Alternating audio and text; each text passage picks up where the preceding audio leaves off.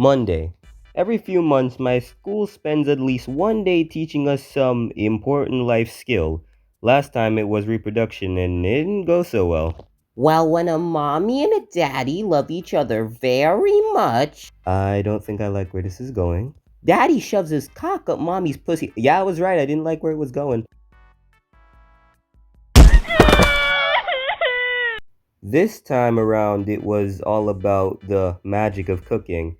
But let me tell you, giving kitchen appliances to a bunch of 7th graders is not a good combo. I decided to try and ignore the wild animals in the classroom and got straight to work, but after a few minutes, I put finishing touches on the sandwich I made, and it tasted great. Whoa, I can already see myself achieving great things as a chef. Also, I've heard people say that women love a man who can cook. That might actually make it worth it to open a restaurant. If I want to go ahead with this restaurant idea, I'm gonna need an investor. So after school, I called Rowley and proposed the idea of opening our own place. We're going to start our own restaurant. Although Rowley obviously isn't as good as a chef as I am, his dad is pretty rich, which will come in handy. I told Rowley I'd come over to his place in 15 minutes so we can discuss the details of this new business opportunity with his dad. This is a foolproof plan, I can feel it. Once I arrived at Rowley's house, I explained my plan to Mr. Jefferson, but for some reason he didn't seem to be on board. Mr. Jefferson told us he'd be willing to give us the money to get started, but there was a catch. He needed to run some errands, so if we could create a great meal for him to eat when he gets back, he'd give in. Once Mr. Jefferson left the house, Rowley said he wanted to make a pancake, but I knew that if we were gonna get that money, we needed to knock Mr. Jefferson's socks off. I grabbed the cookbook lying on one of the tables and flipped through it a little before I decided we would make a pizza. From what I could tell, first I needed to get my ingredients ready, but I couldn't find any tomato sauce, so I figured I could use ketchup as a substitute. I started working on the base, and things were looking good. After a while, I tried to get a bit fancy and started tossing my base into the air and catching it, but that turned out to be a mistake. I decided about now that if we wanted that money, we were gonna need to cut corners. So while Rowley was cleaning up our mess in the kitchen, I called up the local pizza place and asked for a pizza.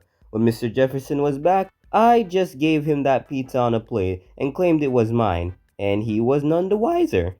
And now that we have an investor, we need to start setting up the rest of the things we need for the restaurant.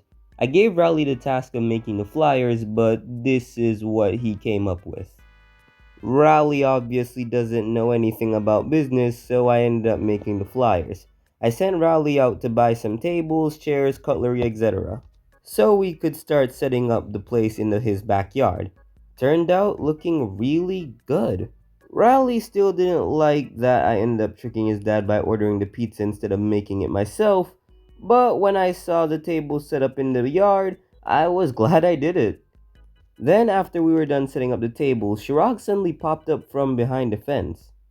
What are you guys doing? Apparently, Chirag is into cooking, so when I told him we were opening a restaurant, he asked if he could join us. While I was still going to be the head chef, I figured I could let him be my assistant. The last thing I needed to do was create a menu, so with a little help from Chirag, I set out to make one. We are doing some great work together. Tuesday. Today was the big day of our opening, and let me just say that things went quite well. A lot of people liked the food. Surprisingly, Chirag's culinary skills were pretty good. Not only did our food taste good, we were also able to put out plates pretty quickly thanks to our hard work in the kitchen. While we were preparing the dishes, Riley was serving the customers. Overall, it was a pretty successful first day. Wednesday. Yesterday was a really good day for the restaurant, and if I'm gonna capitalize off the success, I'm gonna need to do something big. On the walk to school, I tried coming up with ideas with Rowley, but he turned out to be useless. That's when I saw a poster for the school fair and I had an idea. During the school fair, I'm gonna set up a stand and give people free samples of our food. That should be enough to get people to swoon over to our restaurant. I spent the rest of the day working on signs and posters, but it was all gonna be worth it. During the night, I dragged Rowley down to the fair and he set up our stand while I put up our posters. I noticed someone had taken the spot next to the entrance and that just wasn't gonna cut it. After I finished setting up the posters, I sat down at our booth and slowly people started to show up. I sent Rowley out to go into the rest of the fair and hand out our food while I sit back and gave people flyers.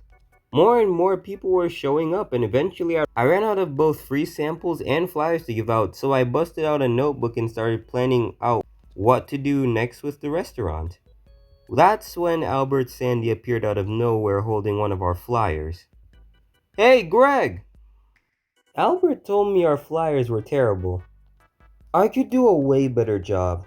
Greg, your flyers are really terrible. Albert, suck on my plooby. He claimed that he had worked as the head of marketing at his father's business.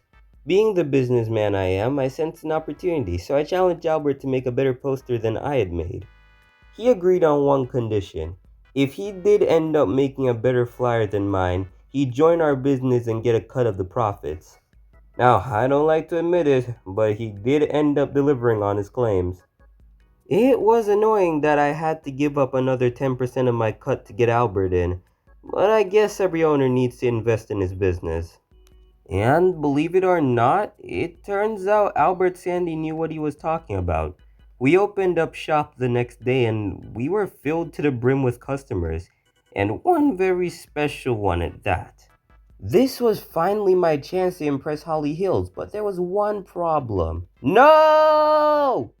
If he wants to impress Holly Hills, I mean, he's kind of already doing it. I don't get it. Like he opened up a restaurant and like he's the head of the restaurant. He's like already impressing her. Why does he need to go above and beyond?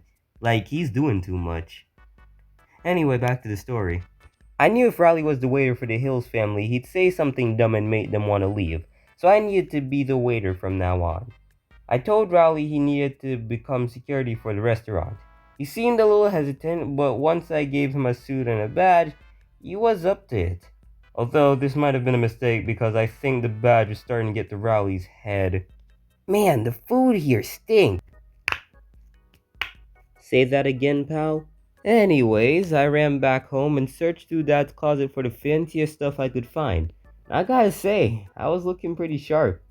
I headed back to Rowley's house and walked over to the Hills family. I started taking down their orders and I wanted to show off a little and speak a bit of French, but that didn't go so well. Et toi? Je veux pizza en fromage, s'il vous plaît. Haha! Yes, yes, oui, oui.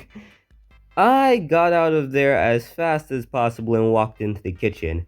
But before I could even say anything, Chirag grabbed my clipboard and read it. Why did you write uh-oh? I explained the entire situation to him and he seemed kinda worried. I handed him our menu and told him to randomly pick something on there. Chirag ended up making her a serving of pasta and meatballs. I think he got it right. No, he did not. He was supposed to serve cheese pizza, but okay. But if he didn't, Ollie didn't seem to care. Enjoy your food! Thanks! The rest of the evening went smoothly after that. Everyone seemed to be having a good time. But when I presented the Hills family their check, Holly's dad said he wanted to talk to me. At first, I was worried that he was going to tell me that we got Holly's order wrong. Yeah, 'cause you did. I took him to a more private part of the yard, fully prepared to be yelled at. But instead, he gave me a once-in-a-lifetime opportunity. Would you be open to having an investor? Apparently, he was so impressed by my cooking that he wanted to invest. And that was not the only good news. He told me a friend of his had a space available for us to rent. Sunday.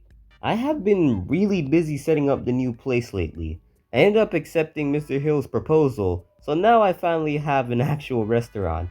With my supervision, Rowley finally finished setting up the tables today. You're doing great, Rowley. The kitchen is state of the art, and Chirag seemed really happy with it. Just as I was about to call it a day, Bryce Anderson suddenly walked in. Hey Greg, I've heard your restaurant has been a great success, so I decided to set up my own. Bitch sounds like a Yu-Gi-Oh villain, what the fuck? It's annoying that we have some new competition, but I doubt his restaurant will be able to pose much of a threat to us. I'll see what I can do about Bryce. Tuesday. Our new place has finally opened its doors and its business is booming, but I can say the same for Bryce's restaurant. Believe it or not, but Bryce is actually posing as competition. I tried to pay him some money to close down shop, but it didn't work. You're kidding me, right? Yesterday I told Albert to create some posters to badmouth Bryce's business, but I think he's being paid off by Bryce. You got it, boss. On the walk to school, I tried coming up with some ideas to stop Bryce with Rowley, but I was questioning the legality of some of them. Are buying flamethrowers illegal? I was having more and more trouble coming up with ideas, and that's when I saw what was on Tony's Pizzeria's door.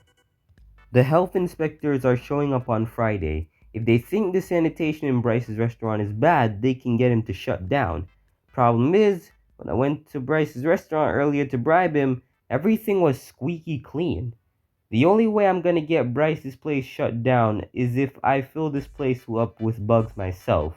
I asked Rowley if he wanted to do some bug catching with me after school and he agreed.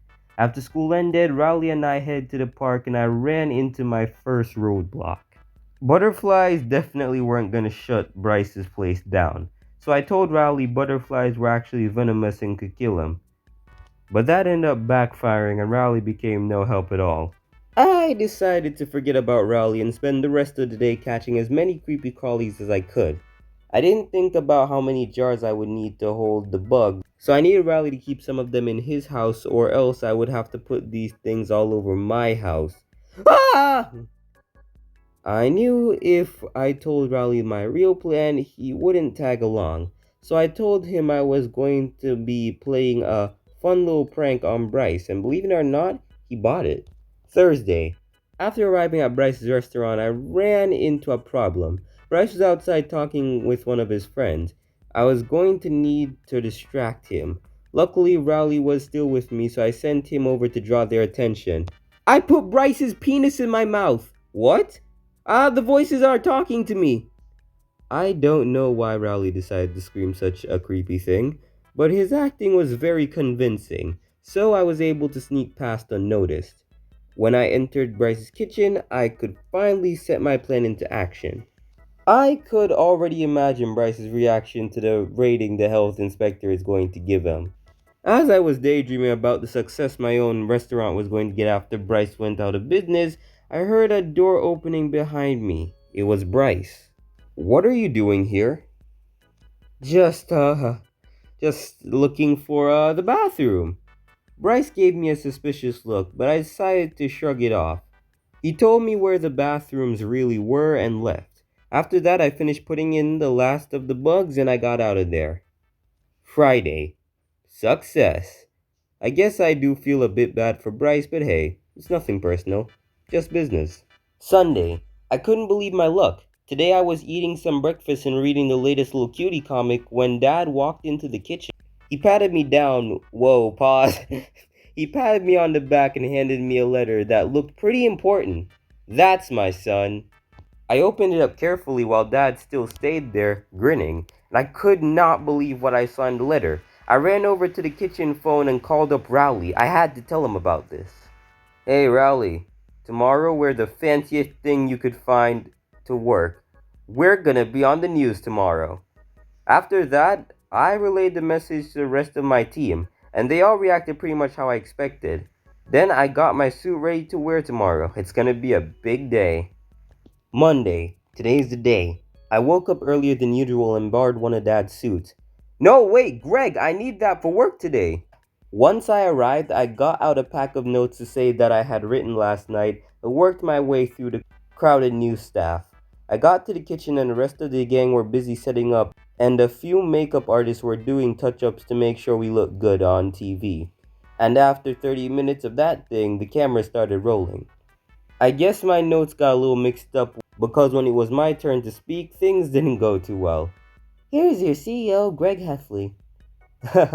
Then I said, check behind your ear. I decided to ditch the notes and explain to the news crew how I built this place from the ground up.